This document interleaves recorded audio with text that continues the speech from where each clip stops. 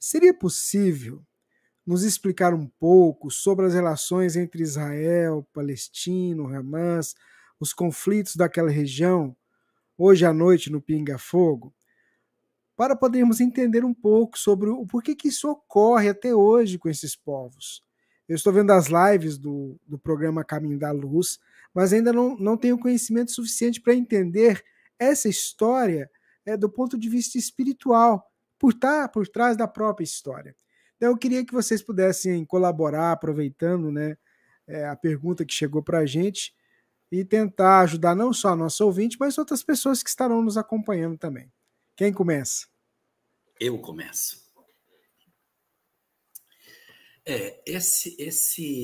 Realmente aquela série A Caminho da Luz ainda não chegou aí, agora que a gente chegou no momento do nascimento de Jesus. Então, o islamismo ele é bem posterior a Jesus, é no século VII que ele vai aparecer. Então, evidentemente, essa discussão ainda não está presente nos nossos debates. Mas o que eu queria comentar é o seguinte: vou me permitir um pouquinho de conversa histórica, mas é rápido.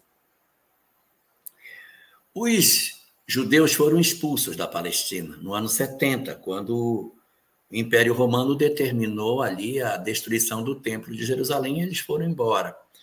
Alguns deles ainda ficaram por ali por um período, mas no ano de 130, 131, o imperador Adriano promove uma segunda leva de expulsão, e é quando ele muda o nome daquela região para chamar-se Palestina.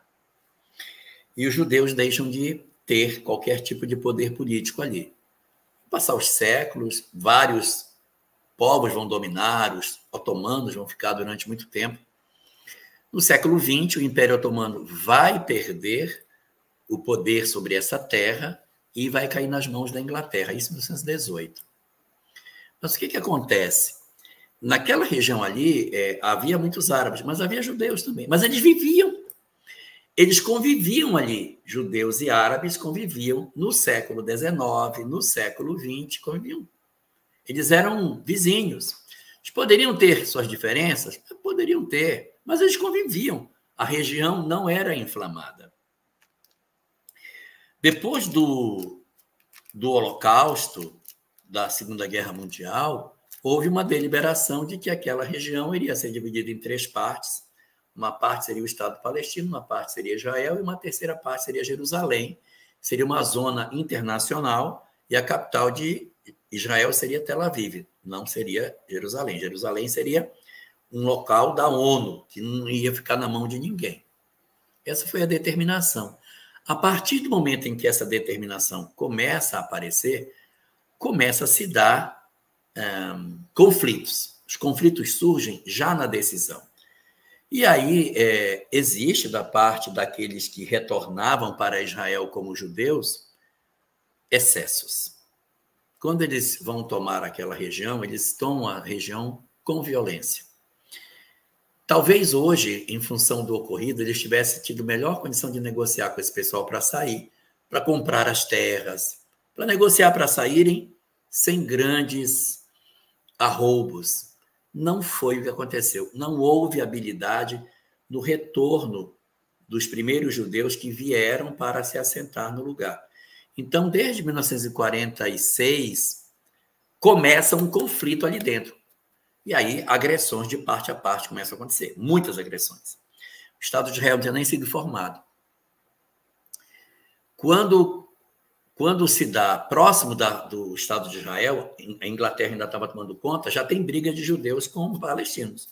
Já estão em conflito. E a Inglaterra, peraí, não briga, calma. Mas já estava tudo inflamado. E quanto mais inflamava, mais as reações eram agressivas. E aí, quando foi no primeiro dia de implantação do Estado judeu, quando a Inglaterra disse, olha, a partir de amanhã eu não estou mais aqui. Pronto, está valendo. Agora está dividido em 3 partes. No primeiro dia houve uma guerra, que é a guerra da formação do Estado de Israel.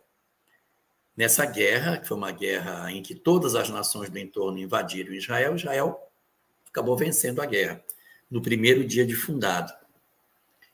e ela ocupou territórios que não eram previstos para ela. Ocupou território do Egito, da Síria, do Líbano, da Jordânia, ocupou tudo. E aí depois, houve 2 guerras depois, Guerra de Yom Kippur e Guerra dos 6 Dias. Essas guerras, todas as 3, Israel saiu vitorioso nessas 3 guerras, e depois de um certo tempo ele começou a devolver os territórios ocupados. Ele devolveu os territórios do Egito, que são então os poços de petróleo, devolveu o território da Síria, não devolveu as colinas de Golã, porque disse que as colinas de Golã são estratégicas, que de lá atira em qualquer parte, não devolveu, é da Síria e está ocupado. Devolveu a parte da Jordânia, que era a chamada Transjordânia, onde hoje existe um Estado palestino, na Transjordânia, que é o Estado palestino onde está ali o povo que não é o povo do Fatah, que administra essa região. Tinha a região outra do outro lado, que era a faixa de Gaza, que deveria ficar na mão dos palestinos também. Durante muito tempo ela ficou na mão dos judeus, aí, acho que em 2009, eles devolveram essa faixa para os palestinos. E eles foram devolvendo os territórios, alguns permaneceram. A faixa de Gaza é um ponto muito difícil disso aí. Por quê? Porque existe muita divergência entre o pensamento de Israel e o do Hamas. E Israel tem sido muito difícil de negociar. A faixa de Gaza é uma faixa onde Israel monitora tudo. Não entra chocolate, não entra açúcar, não entra brinquedo. Eles são muito rígidos ali. E isso vai criando uma animosidade na fronteira, uma animosidade muito grande. E isso faz com que o Hamas promova ações, vez por outra, caiu o meu recurso didático, faz incursões, às vezes, atirando mísseis, etc. Algumas pessoas questionam, poxa, por que não pega esses mísseis e usa na infraestrutura, melhora a infraestrutura? Por que tanta luta para combater? Por que não senta para dialogar? Por que não senta para conversar? O certo é que essas inflamações elas já estavam, de certa maneira, já há muito tempo sedimentadas. A gente nem estava esperando que isso acontecesse. E agora ocorreu, né, nesse final de semana, uma insurreição bastante forte. O Hamas cortou as cercas, entrou de caminhão, entrou de moto, entrou de parapente em Israel. Os caminhões tinham metralhadoras na traseira, eles atiraram pessoas, invadiram residências. Ao todo, o número de mortos está próximo de 600, tem uns 600 feridos nos hospitais. Existem 100 reféns em território de Gaza, estão lá, ninguém sabe se vivos ou mortos. E estão divulgando vídeos de violência, de crueldade promovida contra os israelenses, como se fosse uma espécie de provocação. Então, a tendência é que a escalada da violência só cresça. Israel está convocando os seus reservistas, o conflito deve se exceder, deve envolver o mundo árabe, deve envolver outros países. Então, se for pensar pela lógica, o que se aguarda para o futuro são dias bastante sangrentos. O que a gente pode fazer é tentar evitar de se polarizar e enxergar que as nossas vidas precisam de paz, né? O recurso que a lei de causa e efeito usa para isso é encarnar os espíritos em campos contrários. Pega judeu, encarna como muçulmano, pega muçulmano, encarna como judeu. Eles vêm fazendo isso há um tempão. Só que parece que o pessoal não tem conseguido se desembaraçar do ódio. A estratégia tem conseguido alguns êxitos, né? Eu fui procurar na internet, encontrei vários casamentos de pessoas entre muçulmanos e judeus, entre palestinos e judeus, árabes e judeus. Tem até entre libaneses e judeus, né, Sâmia? Então, tem casamentos de toda a ordem, que mostra que as pessoas, individualmente, elas não estão mais interessadas nisso. Mas os governos ainda são muito duros. Então, você tem povos de paz governados por governos de guerra. Isso precisa ser mudado. A gente tem que tentar colaborar sem se exceder, tomando partido de um lado e achando que o outro está totalmente errado. tem que aprender a ter 2 ouvidos para ouvir uma coisa, ouvir a outra, e entender que a única solução que tem é o entendimento entre as pessoas. Não tem como. Ali é um local muito pequeno e as criaturas precisarão aprender a conviver para poder ter a chance de sobreviver naquele lugar. Sâmia. Agora a nossa geração entende por que Jesus escolheu encarnar naquela região, né? Porque ele escolheu amansar aquelas almas. Eles são, assim como acontece conosco enquanto indivíduos, acontece com os povos. Quando nós nos apegamos, nos cristalizamos no nosso passado de dor e a gente se vitimiza, a gente não consegue construir o nosso futuro. Né? Então, nós encontramos, é como eu vejo, tá? Eu não sou analista político, nada disso. Mas eu vejo um povo que sofreu durante séculos, que é o povo judeu. Né? Os hebreus, durante séculos, foram invadidos por A, por B, humilhados, escravizados, passaram por um holocausto, e, de repente, depois dessa Segunda Guerra, se agarraram à Palestina. E é como se eles tivessem dentro deles a noção de que se nós perdermos isso, nós nunca mais vamos ter uma terra, nunca mais voltaremos a ser um povo como não estávamos conseguindo ser antes, porque eles resistiram a muita coisa. Né? Por outro lado, nós temos o povo palestino, que na época que a Clara estava comentando, eram agricultores. Conviviam harmonicamente junto com os judeus que, mesmo antes da Segunda Guerra, escolheram como chão a Palestina também, até que veio a Segunda Guerra e a coisa explodiu, né, da maneira como que está hoje. E que também se sente humilhado, se sente ofendido, como se hoje eles estivessem passando por aquilo que os judeus passaram séculos atrás. Ou seja, invadiram a terra deles, empurraram, passaram pela mesma coisa que os primeiros passaram. Tá? Mas nós estamos aqui no século 21. E assim como 2 parentes que no passado brigam e um humilha o outro e coisas sérias, quando chega no futuro, eles têm 2 opções. Ou eles recomeçam daqui, ou eles continuam infelizes brigando. Então, enquanto eles trouxerem coração pesado pelo ódio, né, pelo medo, pela ânsia de poder, o que tiver no coração, essa coisa não vai se resolver. Quando eles passarem ali, sabe, a linha e dizer, vamos começar daqui, vamos sentar, não vai resolver. Porque, e agora o que está acontecendo? Se nós entrarmos, se vocês conseguissem entrar no mundo árabe para conviver lá, desses que estão mais envolvidos com o Estado de Israel, mais pertinho, vocês iam sentir como é a vida, como é estar lá, né? Como eu estava com meu irmão no Líbano, tranquilamente, eles moram perto da fronteira com Israel, vida normal, tem a sua loja, tal, família. Aí, de repente, passa um avião. Aí, o filho da minha sobrinha, pequenininho, 3, 4 anos, entra, assustado, chorando, né? Aí a mãe diz, é o avião, mas... E o que tem o avião? Não é o avião de Israel. Mas como assim? Não, eles todo dia passam por aqui, aviãozinho pequeno, voa, fotografa, vigia tudo e vai embora. Só que as pessoas têm medo, né? Porque de vez em quando acontece a guerra, sobra um pouquinho lá para aquela área da fronteira. Aí a gente começa a conversar e observa que as pessoas dizem assim, não é o povo, os judeus são nossos primos, é o governo, né? Então, a ideia deles, existe um pouco de pessoas que têm o poder, né? Mas o povo quer paz. Aí, quando a gente vê, vocês veem que é Israel contra Hamas, é a mesma coisa, não é o povo palestino. O povo palestino também quer paz, eu tenho certeza, a maioria.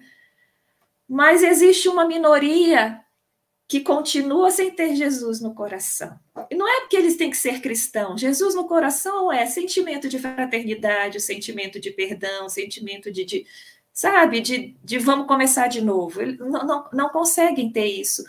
E essas pessoas parece que conseguem estar no coração.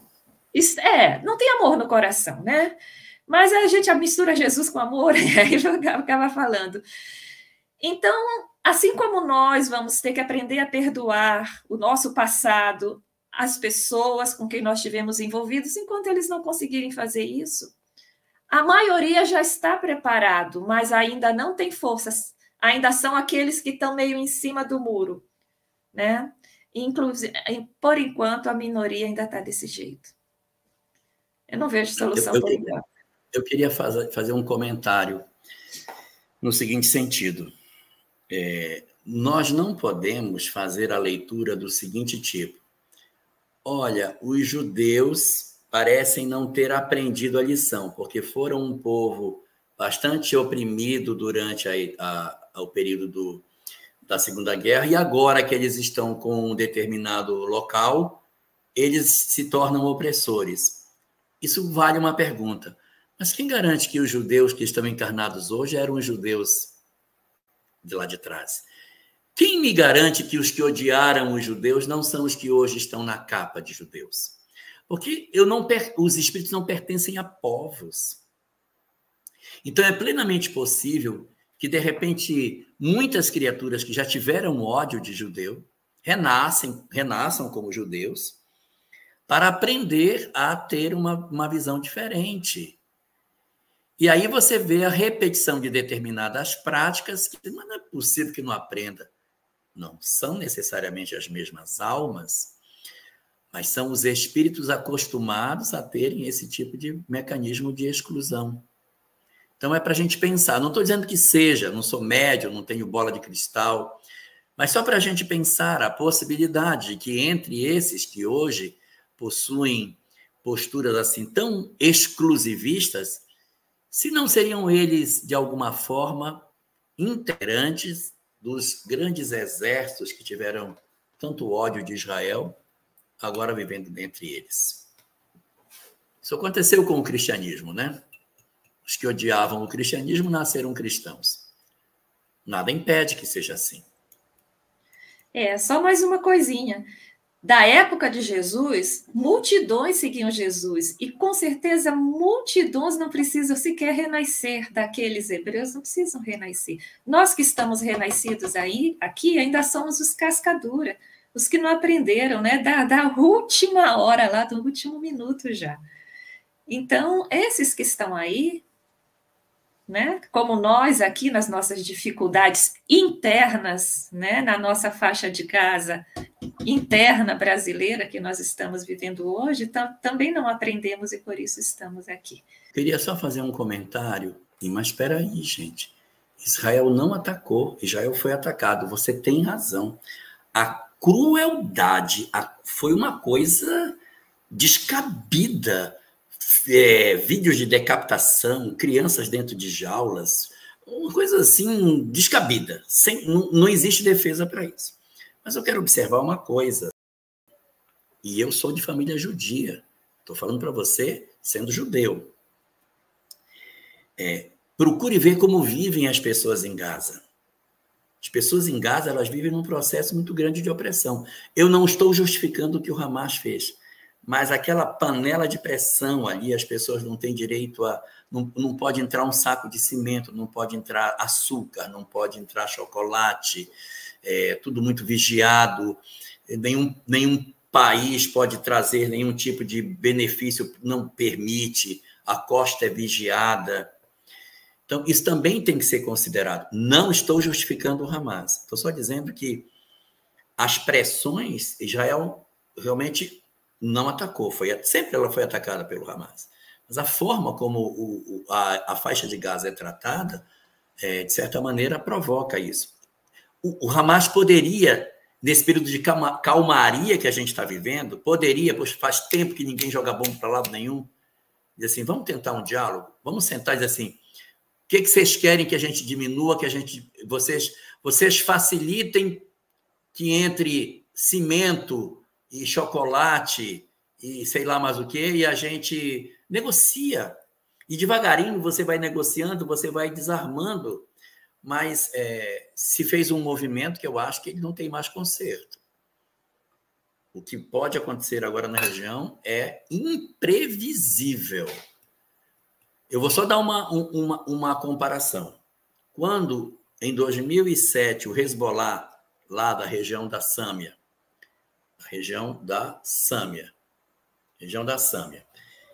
sequestrou 2 soldados e levou 2 soldados para dentro do Líbano, houve guerra.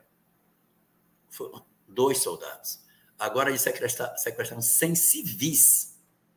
Mataram 600 pessoas, invadiram o território, invadiram residências. E a lógica de Israel não é uma lógica cristã, eles têm outra lógica de funcionamento. Então, isso também tem que ser considerado. Então, tem muitas variáveis aí. É muito cedo para tirar qualquer tipo de conclusão, mas é muito preocupante. A gente deverá ver, eu penso, né? A gente deverá ver momentos muito difíceis nos próximos tempos aí. Eu acredito, Ana, que o importante agora, até para dar continuidade, que existe também muita dor colocada nas perguntas, né?